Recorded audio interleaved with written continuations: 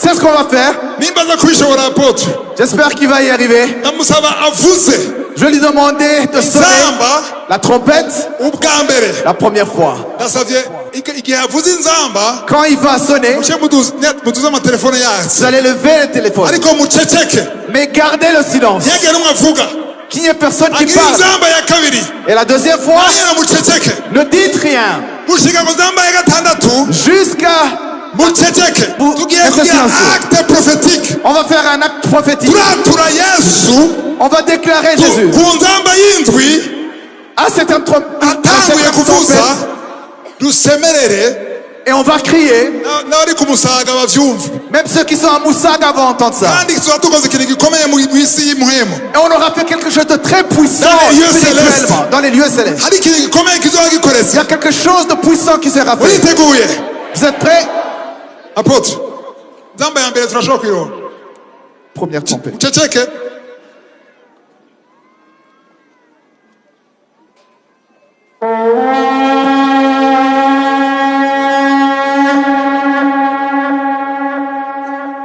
Ya kabiri.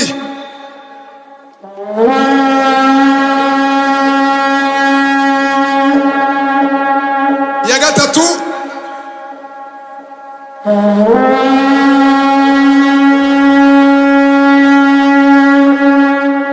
Ya kane.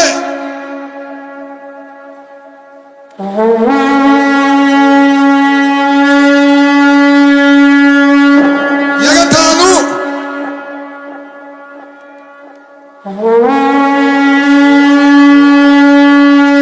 Ya gatandatu. Ya gatandatu.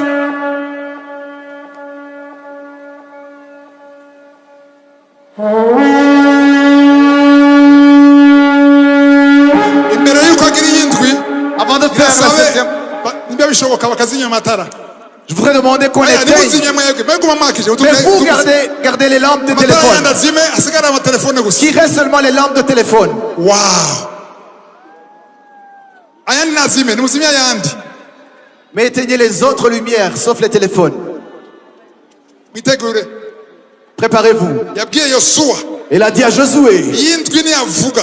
quand la septième trompette va sonner, Nimurindire ko nza kubabwira. n'attendez pas que je vous dise. Inguvu zosigaranye zose. Toutes les forces qui te restent, Semere n'inguvu zawe tu vas zose. crier de toutes tes forces. Kandi hari abantu baza gukira izindi ndwara. Il y a des gens qui vont encore être guéris. Muri ako karuru. Dans ces cris, Hari amadeliverance agira abe. il y aura des délivrances. Muri ako karuru. Dans ces cris, Hari abamarayika bari ngaha. il y a des anges qui sont ici, Bagira bigaragaze. qui vont se manifester. Muri ako karuru. Dans ces cris, Duceceke. Mukumva inzambi ivuze. quand vous allez entendre la trompette,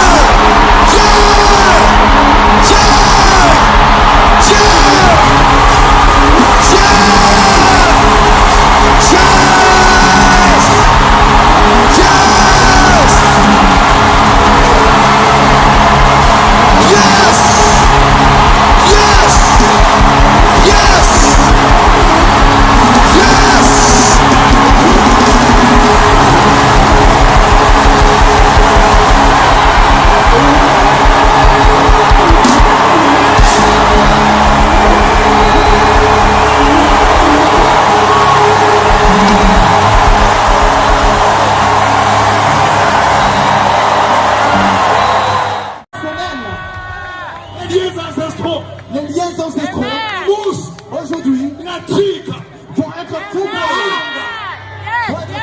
Pourquoi? Parce que nous allons invoquer Jésus-Christ.